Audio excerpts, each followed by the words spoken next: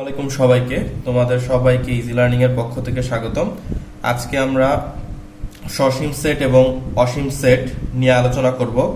আমরা পূর্বের দুইটি ভিডিওতে তালিকা পদ্ধতি ও সেট গঠন পদ্ধতিতে কিভাবে সেট সমাধান করা যায় সেটা সম্পর্কে জেনেছি। তো আজকে আমরা সসীম সেট এবং অসীম সেট সম্পর্কে জানব। সসীম সেট কাকে বলে? যে সেটের উপাদান সংখ্যা গণনা করা যায় তাকে সসীম সেট বলে। এর মানে হচ্ছে একটা সেট দেওয়া থাকবে এবং সেই সেটের কিছু উপাদান দেওয়া থাকবে এবং সেই উপাদানগুলো তুমি গুণে শেষ করতে পারবে। তো সেটাই হচ্ছে মূলত সসীম সেট, ঠিক আছে। অন্যদিকে অসীম সেট কোনটি? যে সেটের উপাদান সংখ্যা গণনা করে নির্ণয় করা যায় না বা গণনা করে তুমি শেষ করতে পারবা না, সেটাই হচ্ছে মূলত অসীম সেট। আমরা আজকে কিছু সসীম সেট এবং কিছু অসীম সেট দেখব। দেখো এখানে ডি সেটের কয়টা উপাদান আছে? এক্স ওয়াই জেড, মোট 3টি উপাদান আছে। এটাকে আমরা কি করতে পারতেছি? গুণে শেষ করতে পারতেছি। তার মানে এটা হচ্ছে কি, এটা এক ধরনের সসীম সেট। অন্যদিকে দেখো ই সমান কত আছে? 3, 6, 9 ... 60। এটা দেখে তোমার কি মনে হচ্ছে? এখানে দেখে মনে হচ্ছে যে এখানে হচ্ছে তোমার 3-এর গুণিতক, মানে 3-এর নামতা ব্যবহৃত হয়েছে। 3 একে 3, 3 দুগুণে 6, 3 3-এ 9, ঠিক আছে। এরকম করে কততে গিয়ে শেষ হবে? 60-এ গিয়ে শেষ হবে। আচ্ছা, 3-এর সাথে কত গুণ করলে 60 হয়? 3-এর সাথে 20 গুণ করলে 60 হয়। তার মানে 3 20-এ কত হচ্ছে? 60 হচ্ছে। তার মানে এখানে মোট কয়টি উপাদান আছে? 20টি উপাদান আছে। তাহলে এটাকেও কি গুণে শেষ করা যাচ্ছে, ঠিক আছে।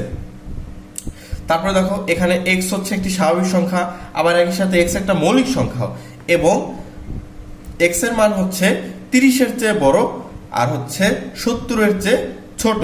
30-এর চেয়ে বড় কত আছে? 31 আছে। 70-এর চেয়ে বড় কত আছে?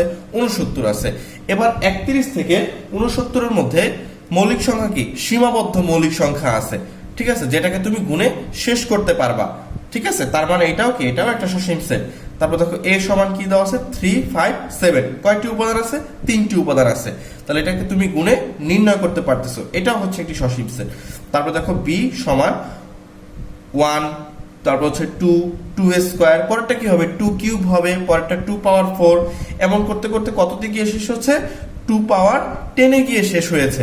এর মানে এটাও হচ্ছে একটা সসীম সেট, কারণ এটা কি 2 এর পাওয়ার 10-ই কি শেষ না? 2 এর পাওয়ার 11 আছে, 2 এর পাওয়ার 12 আছে, 12 পাওয়ার 13 আছে, এরকম অনেক আছে, ঠিক আছে। কিন্তু এটা 2 পাওয়ার 10-এ গিয়ে শেষ হয়েছে, তার মানে এটাও একটা সসীম সেট। এরপর দেখো এখানে কি বলতেছে?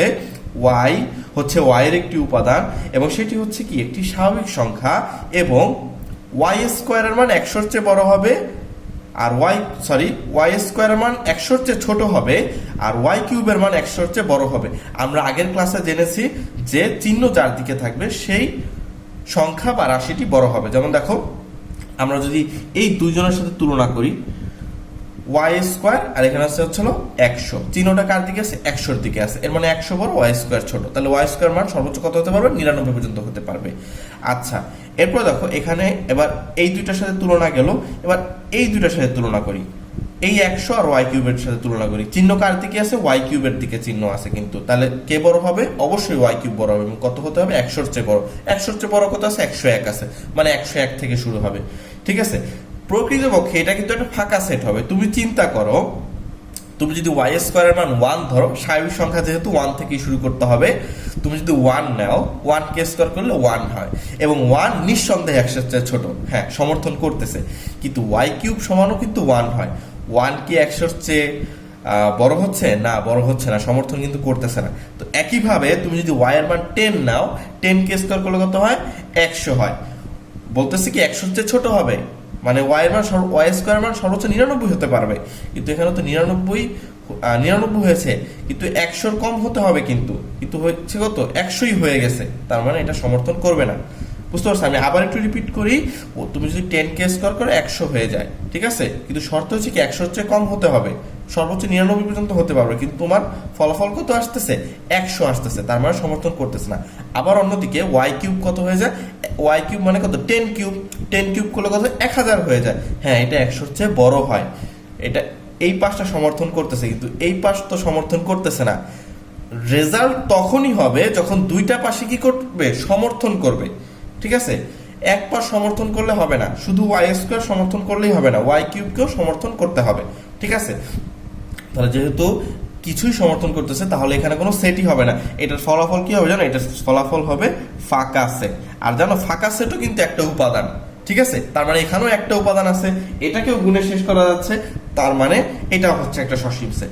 এবার আমরা অসীম সেট গুলো দেখি। দেখো এখানে কি আছে, এ ইজ ইকুয়াল টু 1 2 3 4 5 6, কমা দিয়ে ডট ডট চলতেই আছে। এটাকে দেখেই বোঝা যাচ্ছে এটা স্বাভাবিক সংখ্যার সেট। আর স্বাভাবিক সংখ্যার সেট কি একদম অসীম সেট একটা। ঠিক আছে, কারণ এটার কোনো শেষ নেই। এরপরে বি ইজ ইকুয়াল টু 2 4 6, এটা থেকে কি মনে হচ্ছে, দুইয়ের গুণিতক মনে হচ্ছে এটা দেখে, তাই না? দুইয়ের নামতা কি কখনো শেষ করা যাবে? কখনো শেষ করা যাবে না। তার মানে এটাও হচ্ছে একটা অসীম সেট। 1 3 5 7, ঠিক আছে, এটা থেকে কি মনে হচ্ছে, এটা দেখো এটা কিন্তু বেজোড় সংখ্যা এগুলো। তাহলে এটা কি বেজোড় সংখ্যার বেজোড় স্বাভাবিক সংখ্যার সেট। স্বাভাবিক সংখ্যা কেন, এক থেকে শুরু হয়েছে। ঠিক আছে, 1 2 3 এগুলো সবই কিন্তু স্বাভাবিক সংখ্যা। তার মানে এটা বেজোড় স্বাভাবিক সংখ্যার সেট, আর এটাও কখনোই শেষ হবে না। তুমি এটাকে চাইলে জোড় স্বাভাবিক সংখ্যার সেট অথবা দুইয়ের গুণিতকও বলতে পারো, কোনো সমস্যা নেই। এটা দেখো ঋণাত্মক দিকেও সংখ্যা আছে, ধনাত্মক দিকেও সংখ্যা আছে, মাঝখানে একটা শূন্য আছে, তাহলে অবশ্যই এটা পূর্ণ সংখ্যার একটি সেট। ঠিক আছে, পূর্ণ সংখ্যা মানে কি, যেটা ধনাত্মক দিকেও সংখ্যা থাকবে এবং ঋণাত্মক দিকেও সংখ্যা থাকবে এবং মাঝখানে একটা জিরো থাকবে। ঠিক আছে, এরপর ই এর মান কত, 3 6 9, এটা থেকে কি মনে হচ্ছে, এটা থেকে মনে হচ্ছে এটা তিনের নামতা, মানে তিনের গুণিতক। তিনের নামতা কি কোনোদিন শেষ হবে, গুণিতক কি কোনোদিন শেষ হবে? শেষ হবে না, তার মানে এটা হচ্ছে একটা অসীম সেট। তারপর দেখো এফ সমান কত আছে, 3 3 স্কোয়ার 3 কিউব, এরপর কত 3 পাওয়ার 4 হবে, 3 পাওয়ার 100 200 1000, অনেক এরকম চলতেই থাকবে। তো নিঃসন্দেহে এটাও একটা অসীম সেট। তারপর জি হচ্ছে p by q such that p ও কিউ পরস্পর সহমৌলিক। আচ্ছা, সহমৌলিক জিনিসটা কি, যাদের গুণনীয়ক মানে এক ছাড়া আর কোনো গুণনীয়ক থাকবে না। যেমন তুমি চিন্তা করো 3 এর গুণনীয়ক কত, 3 আর 5 এর কি এক ছাড়া কোনো গুণনীয়ক কিন্তু নেই। ঠিক আছে, যাদের এক ছাড়া কোনো গুণনীয়ক থাকবে না তারাই হচ্ছে মূলত সহমৌলিক সংখ্যা। দেখো এটা কিন্তু বলতেছে কি কিউ এর মান 1 এর চেয়ে বড় হবে। কিউ এর মান 1 এর চেয়ে বড় হওয়ার কারণে কি এইটাও হচ্ছে অসীম সেট, কারণ এখানে কি আরো অনেক গুণনীয়ক আসবে। ঠিক আছে, শর্ত হচ্ছে কি 1 এর চেয়ে বেশি আর এক ছাড়া আর কোনো গুণনীয়ক আসবে না, কিন্তু 1 এর চেয়ে কিউ 1 এর চেয়ে বড় হওয়ার কারণে এখানে আরো অনেক গুণনীয়ক আসবে, তার মানে এটাও হচ্ছে অসীম সেট। এরপরে বলতেছে x such that x হচ্ছে পূর্ণ সংখ্যা এবং x less than 4, মানে x 4 এর চেয়ে ছোট। ঠিক আছে, আচ্ছা তোমার এখন মাথায় চিন্তা আসতে পারে মিস্টেক করা যাবে না, তুমি কিন্তু এটা স্বাভাবিক সংখ্যা মনে করবা না। ঠিক আছে, এটা কিন্তু পূর্ণ সংখ্যা লেখা। ঠিক আছে, স্বাভাবিক সংখ্যা হলে এটা কিন্তু সসীম সেট হইতো। 4 এর চেয়ে ছোট কারা কারা আছে, 1 2 3, তার মানে এটা সসীম সেট।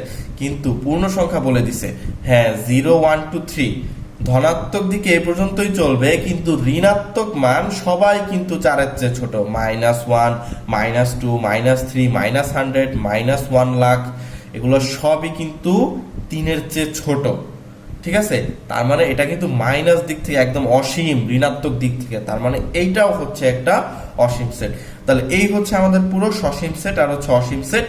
আমি তোমাদেরকে পরবর্তীতে সহমৌলিক সম্পর্কে আরেকটু বিস্তারিত ধারণা দিয়ে দিব। ঠিক আছে, তো আজকের ক্লাসটি এই পর্যন্তই। ধন্যবাদ সবাই।